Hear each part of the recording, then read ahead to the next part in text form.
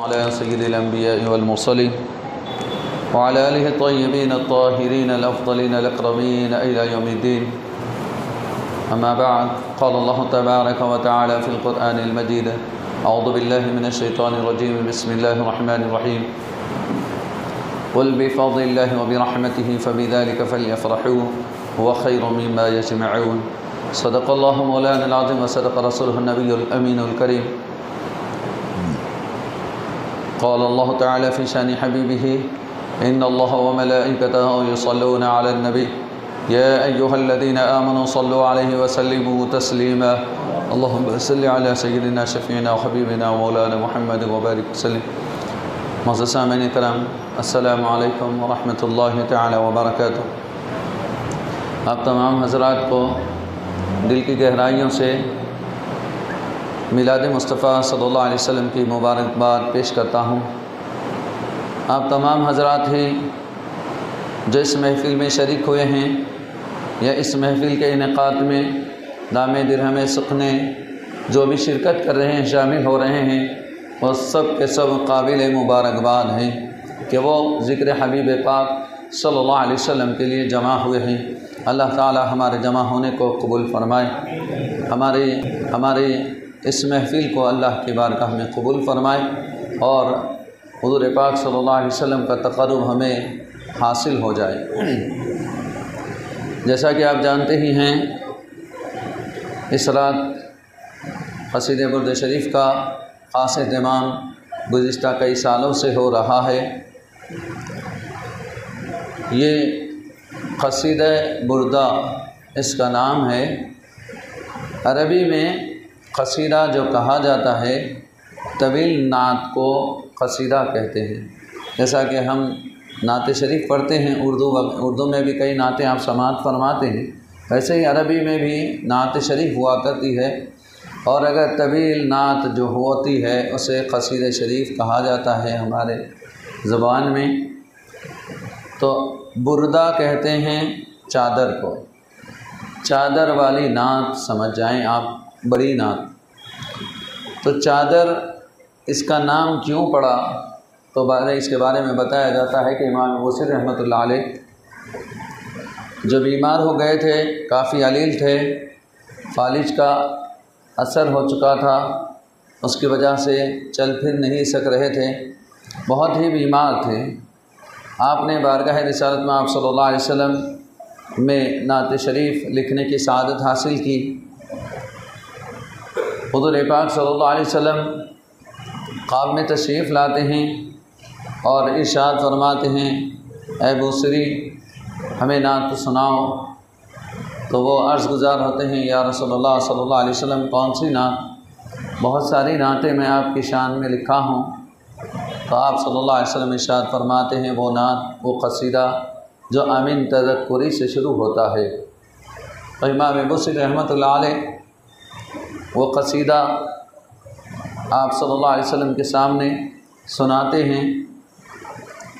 جب کم ابرأت وصبا باللمس راحتہ، جب یہ شعر پر پہنچتے ہیں تو نبی پاک صلی اللہ علیہ وسلم اپنا دست مبارک ان کے جسم پر پھیرتے ہیں تو آپ صحت یاب ہو جاتے ہیں. اس کے بعد حضور پاک صلی اللہ علیہ وسلم جاتے ہوئے اپنی چادر مبارک عنایت فرماتے ہیں. آپ جب نیند سے بیدار ہوتے ہیں تو دیکھتے کیا ہیں کہ آپ تندرست ہو چکے ہیں. آپ کا جو فالج سے جسم متاثر ہو چکا تھا وہ بالکل صحت یاب ہو جاتا ہے، اور وہ چادر مبارک آپ کے پاس رکھی ہوئی ہوتی ہے اور کمرہ معطر ہو جاتا ہے اور ان کی قسمت جاگ اٹھتی ہے. اور جب باہر نکلتے ہیں صبح نماز کے لیے تو ایک مجذوب کہتے ہیں کہ وہ قصیدہ سناؤ جو تم نے آج نبی پاک صلی اللہ علیہ وسلم کو سنایا ہے. وہ تعجب کرتے ہیں کہ وہ خواب کا معاملہ ہے، کسی کو انہوں نے بتایا نہیں، آپ کو کیسے معلوم ہو گیا؟ تو وہ کہتے ہیں کہ دیکھو، جب تم سنا رہے تھے نبی پاک صلی اللہ علیہ وسلم کو تو میں بھی کونے میں ٹھہر کر وہ سن رہا تھا. تو خواب میں ان کو بھی وہ میسر آتا ہے، وہ دیدار نصیب ہوتا ہے. کہتے ہیں کہ حضور پاک صلی اللہ علیہ وسلم فرحت کے ساتھ، بہت خوشی کے ساتھ اس کو سماعت فرما رہے تھے، مجھے بھی وہ قصیدہ سنا دو۔ چنانچہ وہ قصیدہ نقل کروا دیا جاتا ہے، وہ لکھ لیتے ہیں۔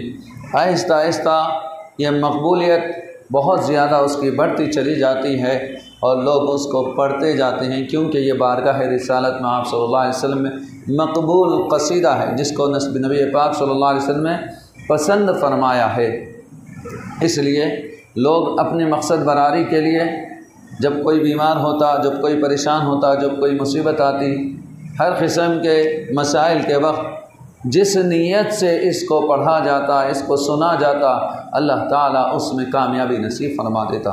اس وجہ سے بزرگان دین جب بھی کوئی اچھا کام کرتے، جب بھی کوئی بڑا مسئلہ پیش آتا تو قصید برد شریف کی محفل کا انعقاد کرتے۔ اس کی وجہ سے اللہ تبارک و تعالیٰ کی طرف سے فضل و کرم ہو جاتا اور ان کی مصیبت ٹل جایا کرتی اور وہ پریشانی، وہ مصیبت دور ہو جاتی اور گھر میں برکتوں کا نزول ہوتا، بیماروں کو شفا نصیب ہو جایا کرتی۔ یہ بارگاہ رسالت میں صلی اللہ علیہ وسلم میں مقبول ہونے کی وجہ سے یہ قصیدے کی برکات، اس کے ثمرات ہمیں نصیب ہوتے ہیں۔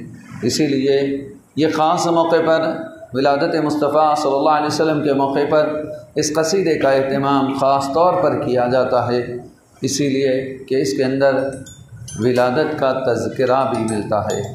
اس وجہ سے بھی خاص طور پر اس کو اہتمام کے ساتھ پڑھا جاتا ہے۔ ساری دنیا میں، سارے عالم اسلام میں اس کو مقبولیت حاصل ہے۔ کئی زبانوں میں اس کا ترجمہ ہو چکا ہے، کئی زبانوں میں اس کو پڑھا جاتا ہے، اس کے ترجمے کو، اور دنیا کے ہر کونے میں یہ قصیدہ شریف عام ہے، لوگ اس کو پڑھا کرتے ہیں۔ آئیے اسی قصیدے کو ہم بھی پڑھ کر اپنے لیے رحمتیں، برکتیں اپنے قسمت میں، اپنے نام اعمال میں لکھانے کی کوشش کریں گے۔ اللہ تعالیٰ سے دعا ہے اللہ تبارک و تعالیٰ ہمارے پڑھنے کو، سننے کو اور اس محفل کو قبول فرمائے، ہمیں نیک ہماری تمام دینی و دنیائی جائز مقاصد کو اس محفل کے صدقے و طفیل میں پورے فرما دے۔ وصلی اللہ تعالیٰ علی خیر خلقہ سیدنا محمد وعلی آلہ واصحابہ اجمعین، الحمد للہ رب العالمین۔